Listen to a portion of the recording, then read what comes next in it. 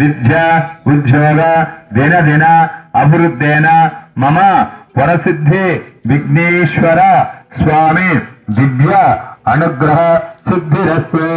గణపతి అంటేనే ప్రతి ఒక్కదానికి విఘ్నాలు లేకుండా జరగాలంటేనే ఆది పురుషో గణాదక అంటే గణపతికి ఏ దేనికైనా కూడా ప్రతి ఒక్క పనిలో కూడా ఆయన లేకుండా ఏ పని జరగదు.